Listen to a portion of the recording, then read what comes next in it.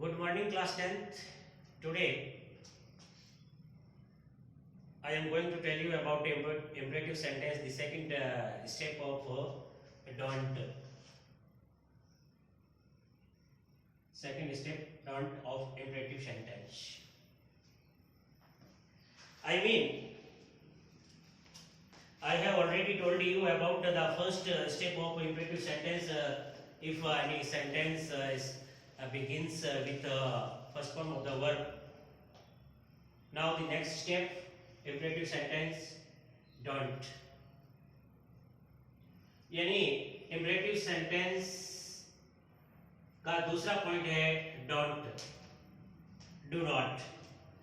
यानी कि active voice का कोई सेंटेंस डू नॉट से शुरू हुआ हो तो उसका पैसिव किस तरीके से बनाया जाता है उसके बारे में हम आज बात करेंगे। तो डू नॉट से यदि एक्टिव वॉइस का सेंटेंस शुरू हुआ है तो उसका पैसिव किस प्रकार से बनता है। तो सबसे पहले एक्टिव वॉइस का स्ट्रक्चर जो है अपन उसके बारे में बात कर रहे हैं। सबसे पहले किसके बारे में बात करेंगे? एक्टिव वॉइस का स्ट्रक्चर। अब एक्टिव वॉइस का स्ट्रक्चर क्या होगा? सबसे पहले आ जाएगा डोंट, उसके बाद में वर्ब फर्स्ट फॉर्म और उसके बाद आ जाएगा ऑब्जेक्ट प्लस अदर ऑब्जेक्ट वगैरह जो भी है वो एंड के अंदर दिए हुए होते हैं। तो अब जब हम इसका पैसिव बनाएंगे तो पैसिव के दौरान इसका स्ट्रक्चर क्या बनेगा? देखिए पैसिव में इसका स्ट्रक्चर, इसका सेंटेंस लेट से शुरू होगा, लेट प्लस ऑब्जेक्ट, उसके बाद में नॉट का प्रयोग हो जाएगा और साथ में लगेगा be, let object not be plus verb third, और उसके बाद यदि कुछ दिया हुआ है वो आ जाता है।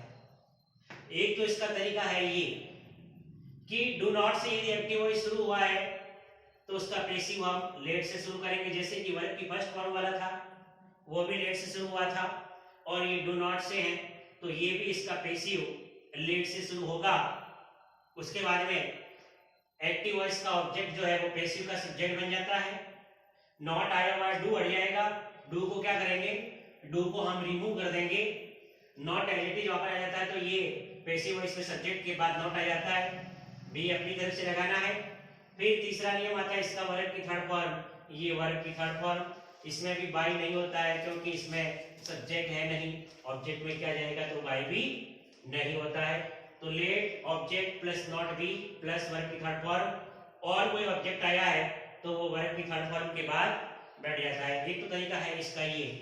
इसको हम दूसरे तरीके से भी बना सकते हैं। इसका एक तरीका और है कि ये जो नॉट है वो इसके पैसिव वॉइस के सब्जेक्ट के पहले यूज कर सकते हैं, लेट के बाद और सब्जेक्ट से पहले। कैसे? देखिए let plus not plus object plus be plus verb third, और इसके बाद कोई है तो वो यहां आ जाता है। समझ गए आप मेरी बात को? तो इस तरीके से हम इसका पैसिव बनाते हैं। ये स्ट्रक्चर हो गया। भले तो आप ये तरीका काम में ले सकते हो और भले ये काम में ले सकते हो। अब मैंने एक सेंटेंस लिखा यहां कि डोंट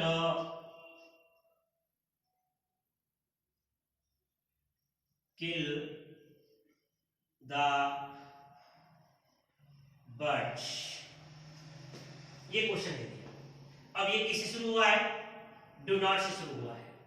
तो डू नॉट से शुरू हुआ है, डू नॉट के बाद वर्ब की फर्स्ट फॉर्म दी हुई है दी बर्ड्स, ये इंपेरेटिव सेंटेंस है। तो जब हम इसका पैसिव बनाएंगे तो डू को हटा देंगे, लेट से इसका पैसिव शुरू करेंगे, ये आ गया लेट। उसके बाद में इसका ऑब्जेक्ट वो सब्जेक्ट बन जाएगा, तो लेट दी बर्ड्स, उसके बाद में डू हट गया, नॉट ये सब्जेक्ट के बाद आ जाएगा, तो लेट द बर्ड्स नॉट। इसके बाद हम बी का प्रयोग करेंगे और वर्ब की थर्ड फॉर्म किल की थर्ड फॉर्म क्या होती है?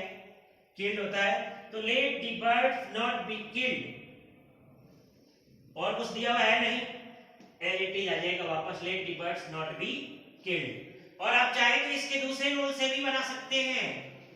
अब दूसरे रूल से किस प्रकार से बनेगा कि लेट नॉट दी बर्ड्स, उसके बाद में बी यहां आ जाएगा, तो let not the birds be killed, ये इस प्रकार से बन जाएगा इसका क्वेश्चन। समझ गए? सेकंड क्वेश्चन ये उतार लीजिए पहले आप नोटबुक के अंदर, इसको लिख लो। दूसरा क्वेश्चन कर रहे हैं। दूसरा क्वेश्चन क्या है? दूसरा question, don't ask me questions, don't ask me questions, मुझे प्रश्न मत पूछो, मुझे प्रश्न मत पूछो। तो इसका पैसिव क्या होगा? लेट से शुरू करेंगे। अब इसमें दो ऑब्जेक्ट है, एक तो मी है और एक क्वेश्चन है। आप किसी से भी बना सकते हैं, भले मी को इसका सब्जेक्ट बना दो, भले क्वेश्चन को इसका सब्जेक्ट बना दीजिए। मान लीजिए हम मी को लेते हैं, तो लेट, अब मी सब्जेक्ट में आता है फर्स्ट फॉर्म हो जाती है, लेकिन यहाँ लेट आया है और लेट के साथ में प्रोनाउन की थर्ड फॉर्म ही रहती है, तो लेट मी नॉट बी लग जाएगा, वर्ब की थर्ड फॉर्म, आस्क का थर्ड फॉर्म आस्क्ड हो जाता है, तो let me not be asked, और अदर ऑब्जेक्ट क्या है? क्वेश्चंस, ये बन गया। आप क्वेश्चंस को सब्जेक्ट बना सकते हैं किस प्रकार?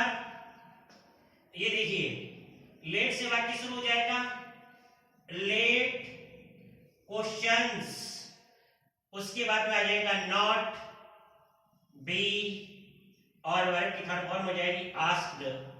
अब मी इनडायरेक्ट ऑब्जेक्ट, इसको हमने डायरेक्ट ऑब्जेक्ट बनाया है, not be asked to me आ जाएगा।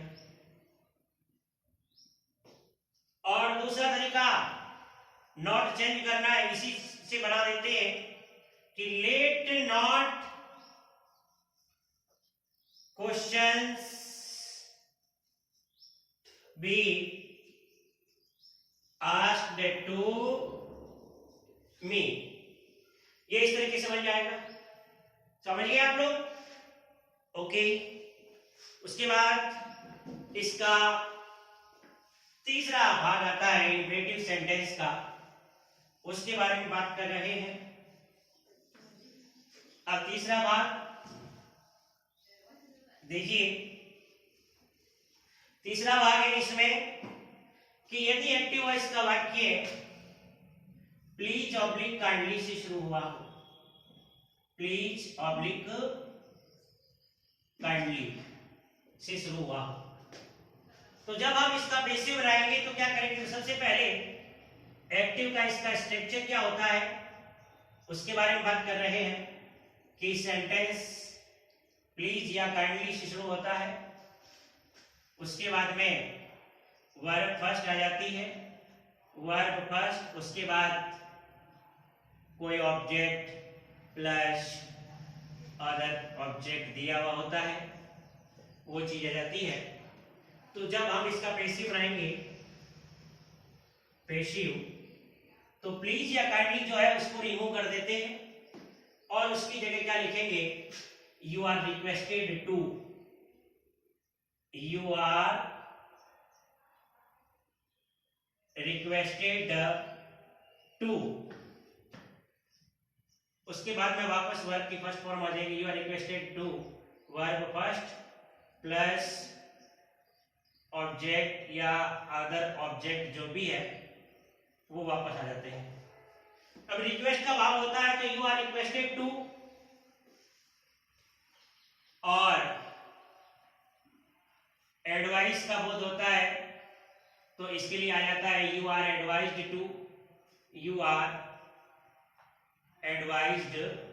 टू, या ऑर्डर का भाव होता है तो ये हो जाएगा यू आर ऑर्डर्ड टू, ये भी यूज कर सकते हैं हम, ठीक है ना। और या प्लीज ऑब्लिक काइंडली वाले जो सेंटेंस होते हैं, प्लीज ऑब्लिक काइंडली वाले, ये इन चीजों का प्रयोग न करके ऑब्जेक्ट प्लस शुड बी और वर्ब की थर्ड फॉर्म का प्रयोग कर देते हैं। किसका प्रयोग कर देते हैं? वर्ब की थर्ड फॉर्म का। तो पहला क्वेश्चन दिया मैंने, प्लीज हेल्प द पुअर्स। अब ये प्लीज से शुरू हुआ है तो प्लीज को रिमूव कर देंगे और इसकी जगह लिखेंगे you are requested to, verb की first form help the poors. अब मान लीजिए आप यू आर रिक्वेस्टेड टू का प्रयोग नहीं करना चाहते हैं तो इसको दूसरे तरीके से भी कर सकते हैं। कैसे? द पुअर, हेल्पिंग वर्ब आ जाएगा इसके अंदर, शुड और बी लग जाएगा तो the poor should be helped, ये चीज हो जाती है। Next question,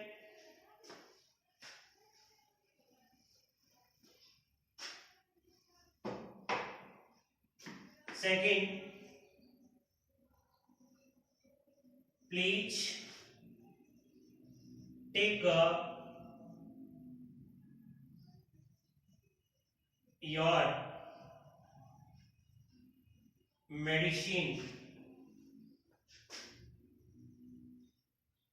on time. Please take your medicine on time, यानी कृपया अपनी औषधि समय पर लें। तो अब देखो इसके अंदर रिक्वेस्ट किया गया है और एडवाइज भी है, तो प्लीज की जगह अपन ये भी लिख सकते हैं यू आर एडवाइज्ड टू, क्या लिखते हैं? यू आर एडवाइज्ड टू, और बाकी इसमें कुछ चेंज करना ही नहीं है, take your medicines on time. अथवा इस प्रकार से भी लिख सकते हैं you are requested to take your medicines on time, यह इस टाइप से भी लिखा जा सकता है। इसके बाद बाकी बाद में बात करते हैं अपन। ओके।